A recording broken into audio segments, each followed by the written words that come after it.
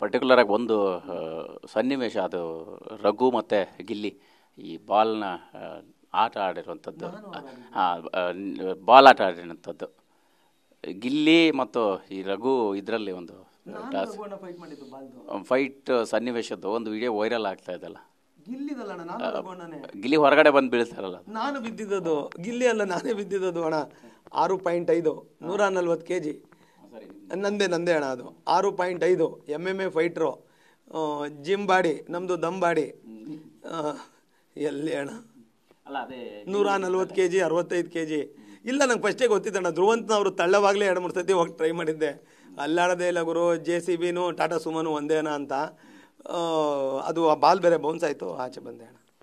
ಈಗ ಒಂದು ನಿನ್ನೆ ಅಂದರೆ ಕಪ್ಪು ಬಟ್ಟೆ ಕಟ್ಟಿದ್ರು, 4 ಜನ ನಿಲ್ಲಿಸಿದ್ರು. ಸೊ ನಿಮ್ಗೆ ಆ ಕ್ಷಣಕ್ಕೆ ಏನು ಓಡ್ತಾ ಇತ್ತು ಮನಸ್ಸಲ್ಲಿ? ಇಲ್ಲ ಅಣ್ಣ, ಅಲ್ಲೇನು ಆ ಥರದ್ದೇನು ಓಡಲ್ಲ. ಆಮೇಲೆ ನಾನು ಅಂದರೆ ಅದೊಂದು ಖುಷಿಯಾಗಿ ಎಂಜಾಯ್ ಮಾಡಬೇಕು ಅಂತ ಹೋಗಿದ್ದು ಅಣ್ಣ. ಇಲ್ಲಿ ಗೆದ್ಬಿಡ್ಬೇಕು, ಅದೇನೋ ಮಾಡಬೇಕು ಹಂಗಲ್ಲ ಅಣ್ಣ. ಸಿನಿಮಾ ಆದರೆ ಆ್ಯಕ್ಟ್ ಮಾಡುವಾಗ ಏನಾಗುತ್ತೆ, ಒಬ್ಬ ಆ ಕಡೆ ಪರ್ಫಾರ್ಮರ್ ಆ್ಯಕ್ಟ್ ಮಾಡ್ತಾ ಇದ್ರೆ ಅದೊಂದು ಒಳಗೇನೋ ಒಂದು ಚಾಲೆಂಜ್ ಇರ್ತಾಣ.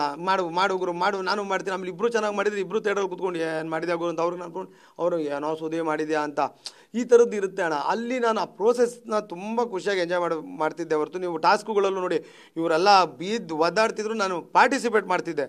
ಬಿದ್ದು ಒದ್ದಾಡಿ ನಾನು ಗೆಲ್ತೀನಿ ಅಂತ ಮಾಡ್ತಿರಲಿಲ್ಲ. ನಂಗೆ ಅದು ಚೆನ್ನಾಗಿತ್ತು. ಅದೊಂದು ಎಷ್ಟು ದಿನ ಇರ್ತೀನಿ ಅಷ್ಟು ದಿನ ಅಲ್ಲಿ ಎಷ್ಟು ಖುಷಿಯಾಗಿರೋಕ್ಕೆ ಸಾಧ್ಯ ಅಷ್ಟು ಖುಷಿಯಾಗಿರೋದು ಅಂತ. ಆದರೆ ಅಲ್ಲಿ ಖುಷಿ ಜೊತೆಗೆ ಎಮೋಷನ್ನು, ನೋವು, ನಲಿವು, ಸ್ನೇಹ, ನಗು ಎಲ್ಲವೂ ಇದೆ. ಅದಷ್ಟು ಪ್ರೊಸೆಸ್ನು ಎಂಜಾಯ್ ಮಾಡ್ಕೊಂಡು ಸುಮ್ಮನೆ ಇಲ್ಲಿ ಅಳು ಬರಲ್ಲ ಅಣ್ಣ. ನಾವು ಹಂಗೆಲ್ಲ ಹತ್ತಿಲ್ಲ. ಅಲ್ಲಿ ನಿಮ್ಗೆ ಆಗುತ್ತೆ ಅಣ್ಣ. ಆಚೆ ಅನ್ಸುತ್ತೆ ಏನು 6 ವಾರಕ್ಕೆ ಹಿಂಗೆ ಅಂತ, ನಿಮ್ಗೆ ಒಂದೊಂದು ದಿನ ಒಂದೊಂದು ವರ್ಷ ಥರ ಹೋಗುತ್ತೆ ಅಣ್ಣ. ಅಲ್ಲಿ ನಾನು ತುಂಬ ಖುಷಿಯಾಗಿ ಎಂಜಾಯ್ ಮಾಡಿದ್ದೀನಿ.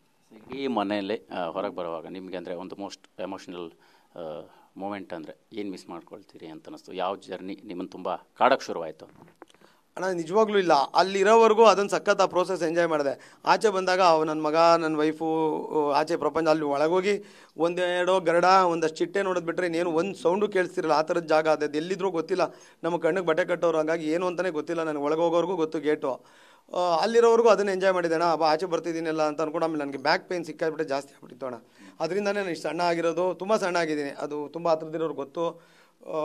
ಫಸ್ಟು ಹೋಗಿ ಬೆನ್ನದು ಏನು ನೋಡಬೇಕು ಅಂದ್ಕೊಂಡು ನೆನ್ನೆನೂ ಬಂದೆ. ಅದೇ ಇಲ್ಲಿ ಪ್ರೆಸ್ ಮೀಟ್ ಇದೆ ಅಂತ ಹೇಳಿದ್ರು. ಸರಿ ಫಸ್ಟ್ ಇದು ಮುಗಿಸಿ ಇವತ್ತು 8 ಗಂಟೆಗೆ ಒಂದು ಅಪಾಯಿಂಟ್ಮೆಂಟ್ ನೋಡಿದ್ದೀನಿ ಫಿಸಿಯೋಥೆರಪಿಸ್ಟ್ ಹತ್ರ. ಈಗ ಫಸ್ಟ್ ಅಲ್ಲಿಗೆ ಹೋಗ್ತೀನಿ ಅಣ್ಣ. ಅದು ತಲೆಯಲ್ಲಿ ತುಂಬ ಕೂತಿದ್ದು, ಬಿಕಾಸ್ ನನಗೆ ಫ್ಯೂಚರ್ಗೆ ಬೇಕಲ್ಲ ಅಣ್ಣ ಬೆನ್ನು. ಅದಕ್ಕೆ ಇಡೀ ಮನೆಯಲ್ಲಿ ಅಂದರೆ ಒಂದು 100 ಕೋಟಿ ಕೊಟ್ಟರು ಕೂಡ ಬಿಗ್ ಬಾಸ್ ಮನೆಗೆ ಹೋಗೋದು ಸುಲಭ ಅಲ್ಲ ಅನ್ನೋಂಥ ಮಾತು ಹೇಳಿದ್ರಿ. ನಿಮ್ಮ ಲೈಫಲ್ಲಿ ಅದು ಆಗಿದೆ ಈಗ, ಏನು ಹೇಳ್ತೀರಿ ಅಣ್ಣ? ನಿಜವಾಗ್ಲೂ ಆ ಮಾತು ನಿಜ ಅಣ್ಣ. ಈಗ ನೋಡಿ ಅಣ್ಣ, ನಿಮ್ಮ ಹತ್ರ ಎಷ್ಟೇ ದುಡ್ಡಿರಲಿ ಅಥವಾ ನಿಮ್ಗೆ ಎಷ್ಟೇ ಇನ್ಫ್ಲೂಯೆನ್ಸ್ ಇರಲಿ ಅಣ್ಣ, ಎಂಥ ಇನ್ಫ್ಲೂಯೆನ್ಸ್ ಯೂಸ್ ಮಾಡಿ ನೀವು ಬಿಗ್ ಬಾಸ್ಗೆ ಹೋಗಿ ನೋಡೋಣ, ನನ್ನ ಪ್ರಕಾರ ಆಗಲ್ಲ ಅಣ್ಣ. ನನಗೆ ಗೊತ್ತದು, ಇದು ಮಾತ್ರ ನಿಜ. ಆಚೆ ಏನೋ ಅನ್ಕೊಬೋದು, ಆಗಲ್ಲ ಅಣ್ಣ.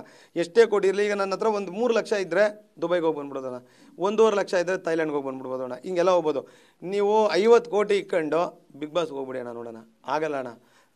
ಅಟ್ಲೀಸ್ಟ್ ಬಿಗ್ ಬಾಸಲ್ಲಿ ನನ್ನ ಸೆಲೆಕ್ಟ್ ಮಾಡೋವರೆಗೂ ನಾನೇನೋ ಒಂದಷ್ಟು ಆಚೆ ಮಾಡಿದ್ನಲ್ಲ ಅನ್ನೋದೊಂದು ಖುಷಿ ಇತ್ತು. ಅದೊಂದು ಸತಿ ನನಗೆ ಹೋಗ್ಬೇಕು ಅನ್ನೋ ಸಖತ್ ಆಸೆ ಇತ್ತು ಅಣ್ಣ. ಹೋಗಿ ಬಂದೆ. ತುಂಬ ಖುಷಿ ಇದೆ ಅಣ್ಣ. ಪ್ರಕಾಶ್ ಸರಿಂದ ಹಿಡಿದು ವಿಷ್ಣು ಸರು, ಕಾವ್ಯ ಮ್ಯಾಮು, ಒಂದು ಪ್ರಭಾ ಮ್ಯಾಮು, ಒಂದಷ್ಟು ಹೆಸರು ಗೊತ್ತೋಣ. ಅದು ಬಿಟ್ಟು ಎಂಟೈರ್ ಆರ್ಟ್ ಡಿಪಾರ್ಟ್ಮೆಂಟ್ ಹುಡುಗರು ಪಾಪ ರಾತ್ರಿ ಬೆಳಗ್ಗೆ ಕೆಲಸ ಮಾಡೋ, ನೈಟ್ ಮಲಗಿದ್ರೆ ಸೌಂಡ್ ಕೇಳಿಸ್ತಾ ಇರೋದು, ಆಚೆ ಟಾಸ್ಕು ಹೊಡಿತಾ ಇರೋರು. ಯಾಕೆ ನಾನು ಆರ್ಟ್ ಡಿಪಾರ್ಟ್ಮೆಂಟಿಂದ ಬಂದವನು. ಅಲ್ಲಿ ತನಕ ಇರೋ ಎಲ್ಲ ಹುಡುಗರಿಗೂ ನಾನು ನನ್ನ ಮನಸ್ಸಿಂದ ಥ್ಯಾಂಕ್ ಯು ಹೇಳ್ತೀನಿ ಅಣ್ಣ.